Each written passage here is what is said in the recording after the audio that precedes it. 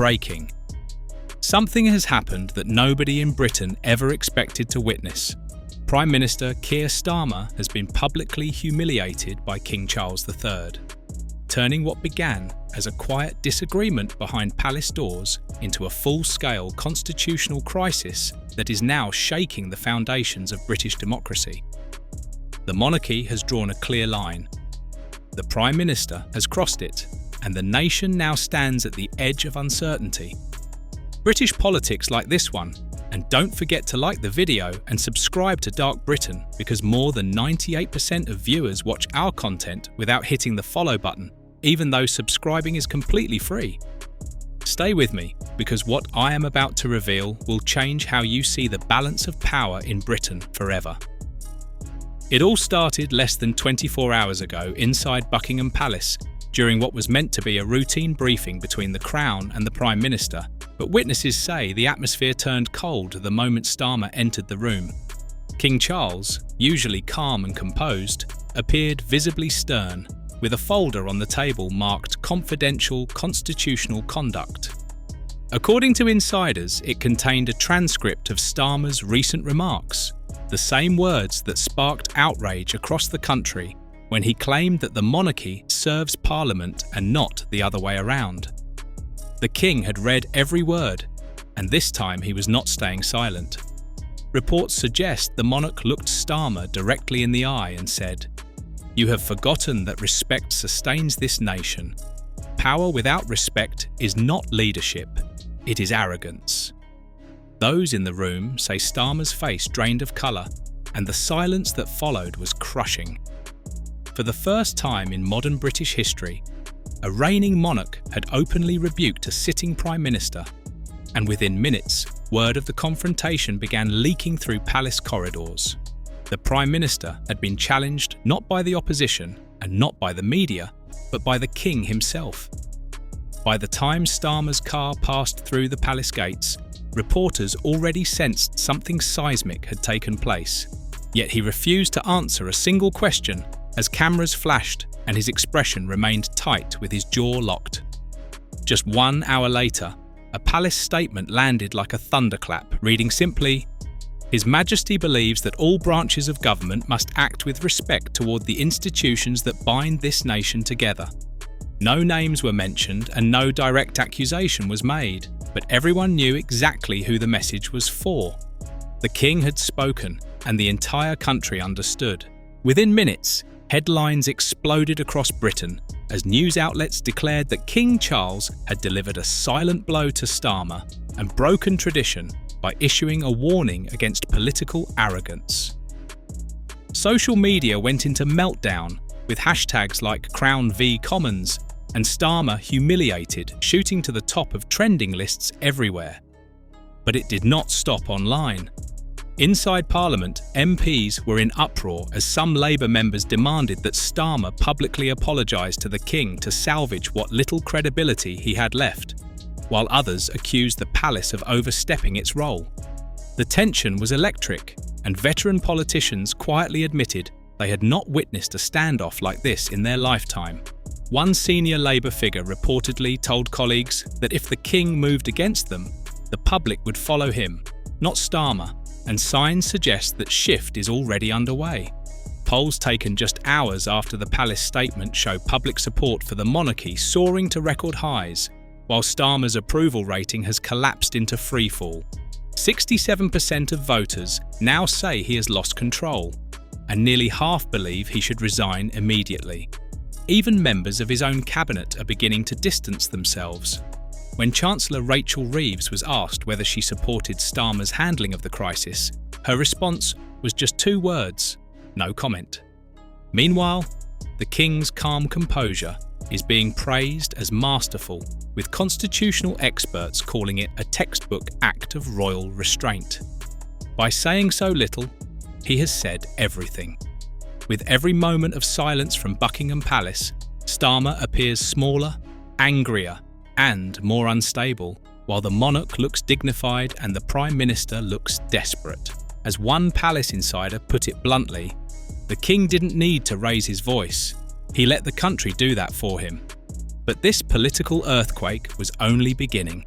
Streets outside Parliament began filling with royal supporters waving Union Jacks and chanting "Defend the Crown," while across the world, news anchors asked the same question. Had Britain's Prime Minister just triggered the end of his own government? The humiliation was complete, yet the fallout was only just starting. By dawn the next morning, Westminster no longer felt like a seat of government, it felt like a battlefield. Corridors buzzed with fear, anger and disbelief as word spread that King Charles had refused to grant the Prime Minister his usual weekly audience, an extraordinary step reserved for extraordinary circumstances. Denying a sitting Prime Minister, an audience sent a message so clear it required no words. The King no longer trusted the man leading his government. Within hours, shockwaves tore through British politics. Labour's internal channels descended into chaos as ministers demanded answers.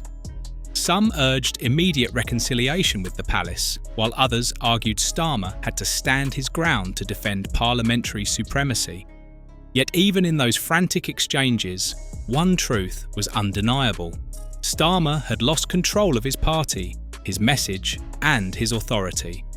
At 9 a.m, cameras captured him leaving Number 10 surrounded by aides whispering nervously as he prepared to deliver a statement on constitutional clarity. But the moment he stepped to the lectern, something felt broken. His tone was clipped and defensive as he declared that the government answers to Parliament, not inherited privilege, and that he would not be lectured on democracy by any institution, no matter how ancient. The gasp from the crowd was instant. Headlines exploded before the sentence had even finished. What was meant to project strength came across as defiance, and this time the public had had enough. Major outlets immediately turned to constitutional experts, all reaching the same conclusion. The Prime Minister had crossed a line no leader could survive. Sky News called it a self-inflicted implosion.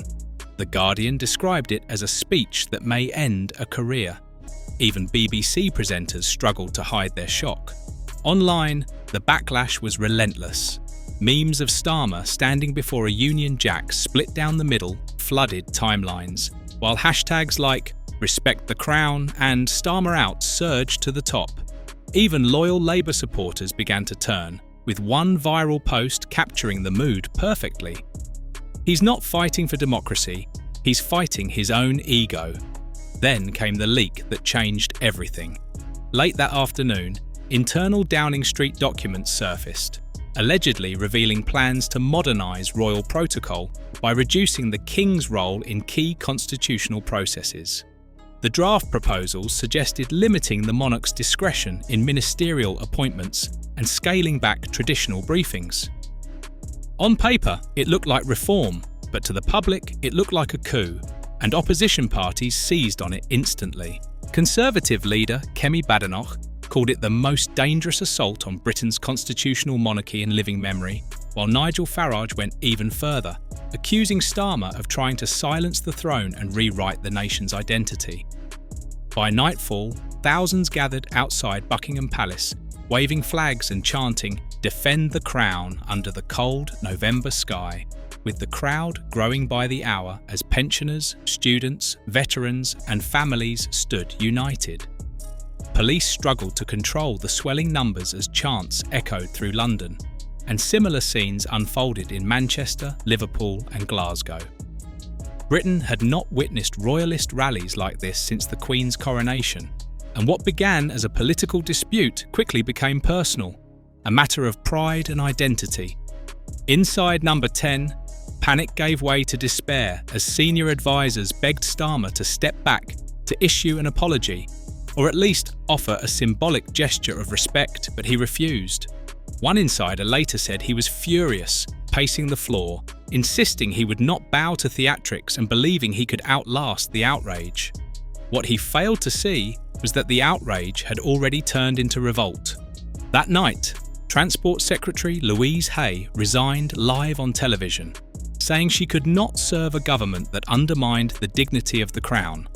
Within hours, 3 junior ministers followed, and by morning the resignations had reached double digits as Labour's internal channels buzzed with talk of an emergency leadership challenge, with Angela Rayner's name appearing again and again. Throughout it all, King Charles remained silent, carrying on his duties with calm precision, meeting veterans, visiting charities, and attending services, his composure only deepening Starmer's humiliation. Newspapers around the world ran the same headline in different languages: "The King who said nothing and won everything." International reaction was swift. Australia's Prime Minister described King Charles as a symbol of stability in turbulent times, while Canada's press praised his restraint. Even the White House, usually cautious on royal matters, issued a statement expressing deep respect for the British Crown as an enduring pillar of democracy. For Starmer, it was a diplomatic disaster. Allies who once admired him now saw a leader at war with his own heritage. By the end of the week, an emergency poll confirmed what many already suspected. Labour had collapsed, with approval ratings plunging below 25%, the lowest in modern history. The Conservatives made modest gains, but it was Reform UK that surged, carried by a powerful wave of nationalist sentiment. Nigel Farage appeared on national television with a faint smile, remarking that the Prime Minister had tried to humble the monarchy, only to be humbled himself. Inside Number 10, the atmosphere was described as apocalyptic as cabinet ministers weighed a stark choice: remain loyal to a leader rapidly losing control, or align with the public's swelling support for the crown.